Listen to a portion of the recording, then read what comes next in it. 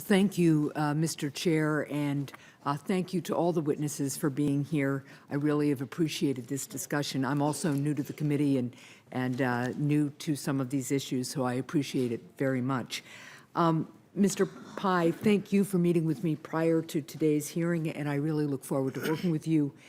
I'm pleased that on the national level, we have committed to ensuring our first responders reap the benefits of new technologies by providing them with public safety network known as FirstNet. And if done correctly, this will ensure seamless communication for public safety all over the country, enabled with the latest data, video, radio, and wireless capabilities possible. As you know, and as we've discussed, New Hampshire is a state with unique connectivity challenges given our rural areas and our mountainous terrain. I'll take my mountains over West Virginia's, no offense to my West Virginian colleagues,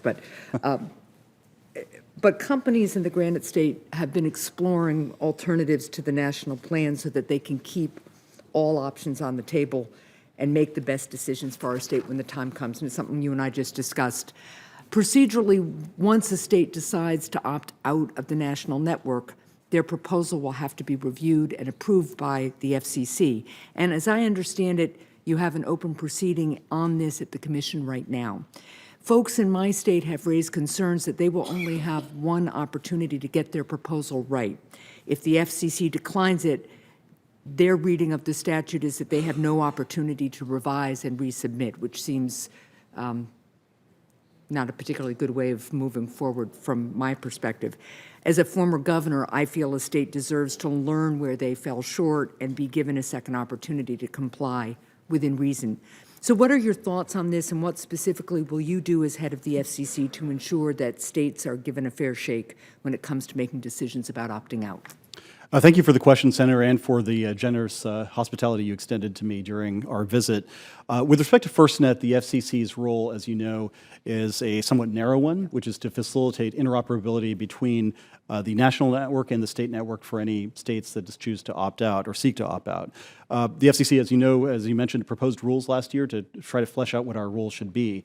Now, the legislation, as I read it, does state that once the FCC makes a determination that it will not approve an application, that decision is final. But I believe personally that opt-out states should have a full and fair opportunity, like any applicants to the FCC, to make sure that they have a fair chance to present their case, that their network will interoperate with the national network. And so I hope that they will have the opportunity to amend or to modify in consultation with us their application should their apparent plans seem to conflict with the interoperability mandate that we've got.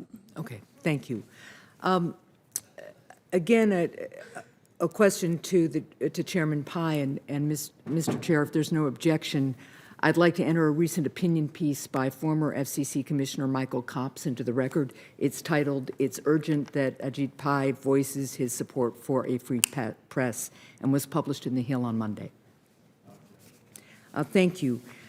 Chairman Pai, in this piece, former Commissioner Copps quotes you as saying, and here's his quote of you, "In my view, anyone who has the privilege of serving at the FCC, any preacher with a pulpit, if you will, has the duty to speak out whenever Americans' First Amendment rights are at stake," end quote.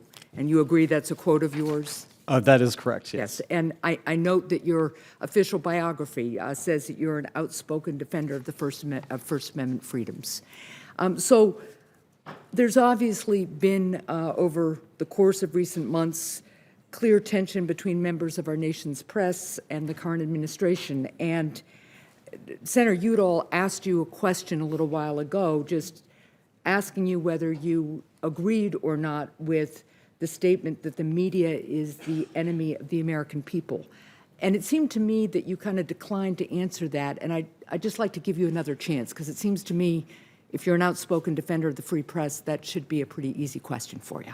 Senator, to the contrary, as I said to your predecessor, that I agree that every American has a full and fair opportunity to exercise and enjoy the rights protected by the First Amendment to the Constitution. And I've consistently spoken out about that in the context of the 2014, or 2013 rather, critical information needs study that the FCC was pursuing. So yes or no, do you agree with the statement that the president made that the media is the enemy of the American people? Well, Senator, there's a larger political debate here that I don't want to wade into. All I can tell you is that I personally believe that every American enjoys the First Amendment freedoms that he or she is granted under the Constitution. Thank you. I wish your answer had been a little different. I'm out of time. Thanks.